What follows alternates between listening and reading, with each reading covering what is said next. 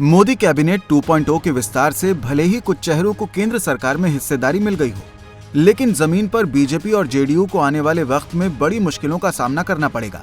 दरअसल सुशील मोदी और ललन सिंह का पत्ता मोदी कैबिनेट के विस्तार से कट गया है। बिहार से जो चेहरे मोदी सरकार में शामिल होते रहे हैं, उनमें ये सबसे बड़े चेहरे हैं। सुशील मोदी और ललन सिंह बिहार से केंद्रीय मंत्री बनने की होड़ में सबसे आगे थे, लेकिन दिल्ली दरबार में आखिरकार उन्हें एंट्री नहीं मिल पाई। नीतीश कुमार से संकट मोचक ललन सिंह ने हाल ही में ऑपरेशन बदला को अंजाम देकर चिराग पासवान को बड़ी चोट पहुंचाई थी। इस हमले में चिराग के सपने तो टूटे ही, साथ ही ललन सिंह को भी इसका नुकसान झेलना पड़ गया। दरअसल ललन सिंह की शातिर चालों की वजह से पशुपति कुमार पारस ने भतीजे चिराग को धक्का मार केंद्र में अपनी दावेदारी पेश कर दी। क्योंकि बीजेपी ने जेडीयू कोटे से केवल एक ही मंत्री को ऑफर दिया था, इसी बीच पशुपति कुमार पारस का भी नाम आगे आ गया। माना जा रहा है कि पारस को लोजपा कोटे के बजाय जेडीयू कोटे में ही एडजस्ट करना पड़ा। अगर नीतीश बाबू पारस को सेट नहीं करते तो उन पर चिराग के साथ ही चाचा पशुपति भी हमला करना शुरू कर देते। इसलिए पशुपति कुमार पारस को एडजस्ट करने के लिए ललन सिंह की कुर्बानी दे दी गई। बताया जा रहा है कि ललन सिंह को राज्य मंत्री का ऑफर दिया गया था, लेकिन अपने कद को देखते हुए ललन सिंह ने यह ऑफर ठुकरा दिया। ललन सिंह और आरसीपी सिंह के खेमे के बीच अदावत किसी से छुपी नहीं है। हो सकता है कि आने वाले वक्त में ललन सिंह खेमा नीतीश कुमार से इस अपमान का बदला ले। जो दुर्गति ललन सिंह की हुई, कुछ ऐसा ही हाल सुशील कुमार मोदी का भी हुआ। सुशील मोदी भी केंद्र सरकार में कैबिनेट मंत्री बनना चाहते थे, लेकिन उत्तर प्रदेश का चुनाव करीब होने से बीजेपी का ध्यान बिहार की तरफ नहीं है, इसलिए ज्यादा चेहरे उत्तर प्रदेश से ही लिए गए।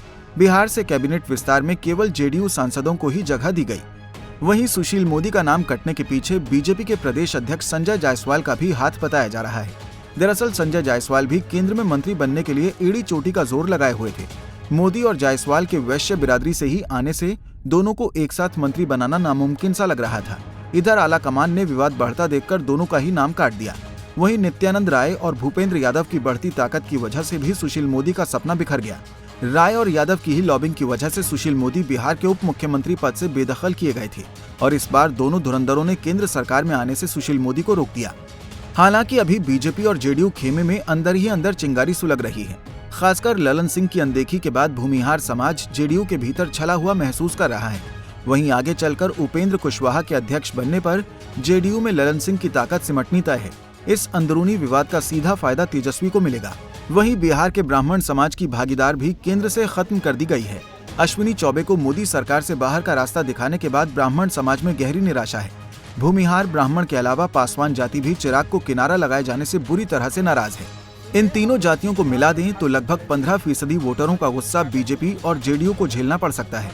ये कहना गलत नहीं होगा कि तेजस्वी यादव के नेतृत्व वाला महागठबंधन जिस मौके की तलाश में था, वो मोदी और नीतीश ने बैठे बिठाए सौंप दिया। Bureau report, Punjab Kesari TV.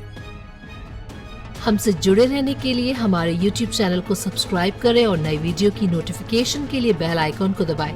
अगर आप ये वीडियो Facebook पर देख रहे हैं तो लाइक जरूर करें और ज्यादा से ज्यादा